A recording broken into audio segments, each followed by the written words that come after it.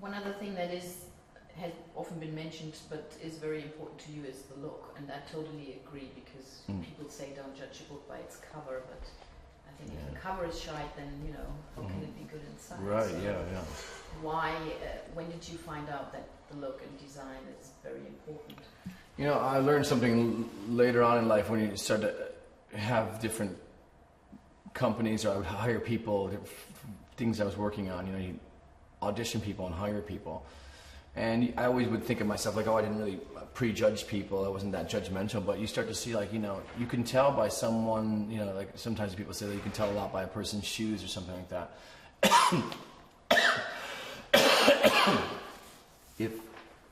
If somebody walks in, you can, by the style of clothing they have, the shoes they have, their haircut that they have, all the different things about that, they're already communicating to you a lot of different information. We walk down the street, and what makes us scared of some person and not scared of another person that could mug us? It's this prejudgment of what they're communicating. It's amazing how much people communicate they don't realize. And that goes the same for aesthetics, live, stage, album covers, all kinds of things like that. This is the ability to communicate. You can blow it off and say, oh, well, I don't know, someone just took a picture of me and that's my album cover. Well, you're communicating carelessness. I don't care what my album cover is. And maybe you don't want your artist that you love to be that careless. Maybe you want them to care. I always love people who are passionate and got some point to get across. I want them to tell me something. I want them to take themselves seriously. That's another thing I never understood, was people saying like, oh, well, he's great because he doesn't take himself too seriously. I want Bob Dylan to take himself seriously. I don't want him to blow it off and make it a joke. Tell me something. So. But I think that the color scheming and everything you did with White Stripes, and also again with the Blue Series singles, etc. at Third Records, is, I think the last thing that genius was, I think for me, the two-tone, the specials and what they did with two-tone records, all the ska, that was very simplistic and fantastic, I think, design-wise. So it draws you in, Yeah. Any kind of thing. Sometimes people call them gimmicks, but I think anything that draws you in and has meaning behind it, like it would have been lame for the White Stripes to use the color red because it looked cool. It has to have meaning behind it. It has to come from someplace that has a deeper story, so that if you dug into it, you could go deeper and deeper with it. And so, image for the sake of image is no good. I think that's sort of dead art.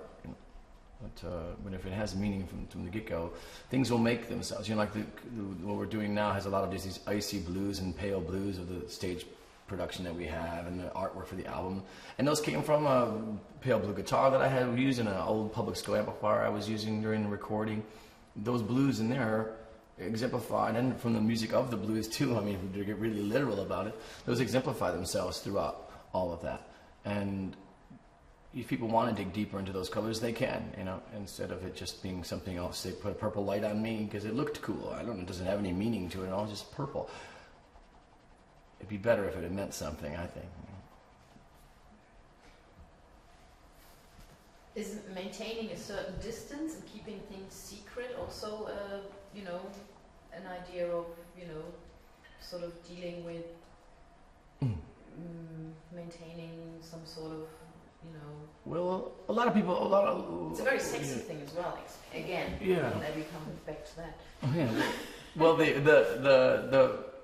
I don't know how it is over here, but in America, in the last 10 years, it's been very popular for sort of famous people or celebrities to sort of give you everything, Twitter, I'm having eggs for breakfast today, or, come and look in my house and show. Everything is like, there's nothing secretive, nothing romantic about what they do or their lifestyles. But I'm sure that all of them have pictures on their wall of, Marilyn Monroe and Clark Gable and Humphrey Bogart, and people that they don't know much about because they're romantic ideals to them, because they don't know really what it was like to live at Marilyn Monroe's house or whatever. So the more you give away, the less appeal and romance that you have for yourself. And that's not just for famous people, that's for everyday life, I'm more compelled to a woman who's mysterious than a woman who tells me everything in 5 minutes about everything she's about. The mystery keeps compelling you and bringing you back. So it's better to say less, really. Yeah, I totally agree. So. I watched again this Great White Northern Lights, and I still really like it. Thanks. Yeah. Thank you. And there was, you said that your favorite sentence about the White Stripes is that they were simultaneously the most fake and the most real band, which I think is a great sentence. I wish I had come up with it. So, but there is something about it which is probably true for the White Stripes, and in a way also for you, because that's you play with these sort of. Yeah, our presentation that had meaning to us, to a lot of people, could look like just gimmicks. There's brother and sister, everything's red, white, and black. There's peppermint candies painted on the bass drum, all this stuff. Someone could walk in and just like, oh, please, enough. They think it's pretentious art school student or something like that. And I always thought, that's fine. Go ahead. I mean, you are totally allowed to dislike that. But what they don't realize is I'm doing that on purpose to get rid of you. You know, like if you can't get past that and realize that this music is the blues, then, you know, there's no point in us sharing together. A lot of those like Stratocaster, like white blues musicians, do not understand music like the White Stripes can be the blues. To them, it became some certain thing, some Albert King, Clapton kind of thing. But that's not necessarily the blues. You know, that the blues is, I mean, punk rock itself can be the blues in 1,000 different ways if you look at it in the way you need to look at it. And if you really examine what Robert Johnson was saying, you'll hear the same words coming from Johnny Rotten. You know, you just have to think about it in a different light, a different perspective. So that's the whole other point of that aesthetic. It had a dual purpose, where it would shake people off from us, shake people off the scent, you know. And so that's my job. It's our job is to also confuse and to create struggle and make people think about things instead of make it easy for everybody. I mean, there's just no joy in that, and there's no art in that to make it easy for everybody, you know.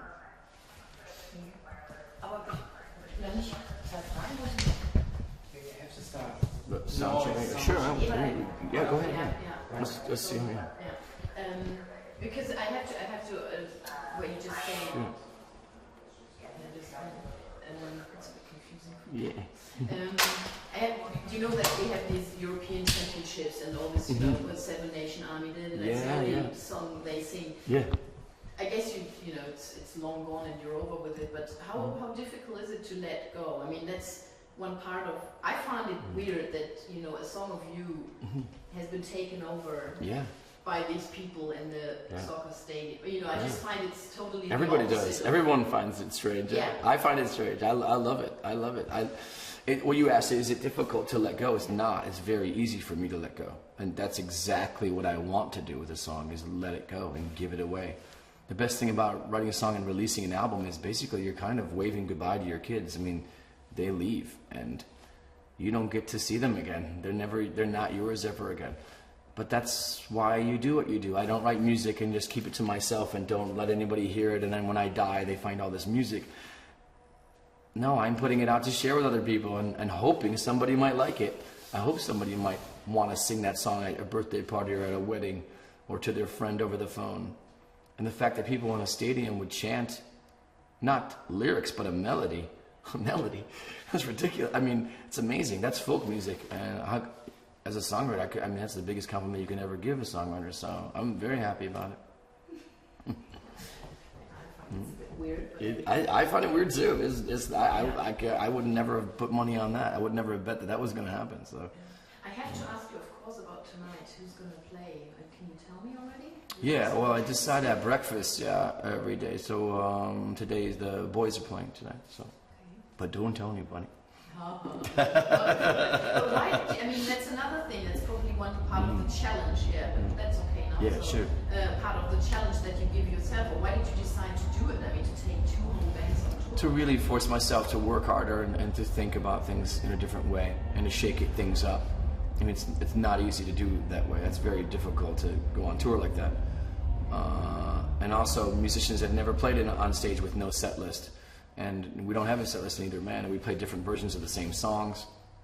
It's a lot more work for myself, but that's exactly where I want to be. I want to know that if someone told me, it was a good show, Jack, I liked the show, I want to know, like, well, good, because we put a lot of things into that we didn't need to do. You know, a lot of strange minefield of things that could make it a disaster. I mean, it could have been a disaster to go out with two bands, and people could have liked one better than the other, or they start competing and hating each other's guts or whatever. I mean, there's a lot of dangerous stuff going on there.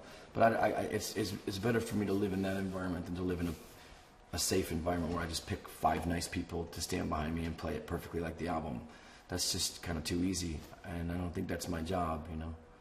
So, but if we're going to take somebody's money to come to see me play, and we're going to actually take somebody's money, I have to feel like I really did something that wasn't easy. It was harder to do, you know. And they could walk away, and maybe some people might not like it, but they'll walk away from, some people might walk away and think that wasn't phoning it in, that wasn't the easy way to do it. Because the easy way to do it would have get somebody to look like Meg and stand up there and play White Stripes songs with me and play Seven Nation Army 3 times. You know? Do you enjoy playing, you know, you decide how you feel every day, whether you like to play with the boys or the girls? Yeah, different things, you know, different things lead into it, you know, where we are, where we played last time, you know, what kind of mood's going on the tour, and what we're trying to accomplish, you know. But they're both apples and oranges, you know. They both are amazing bands. Neither one of them is better than the others, which is great. Thank God. I was hoping that wasn't going to be the case, that one of them would be better than the other. That would have been, I would have to say we have to stop and not do this. So luckily that didn't happen. So it's been good. Yeah, Sure. Well, great. Thanks. It was great to talk to you. Yeah. All right. Yeah. Thank you. Thank you very much. I appreciate it. Thanks. Thank you. All right. Take care.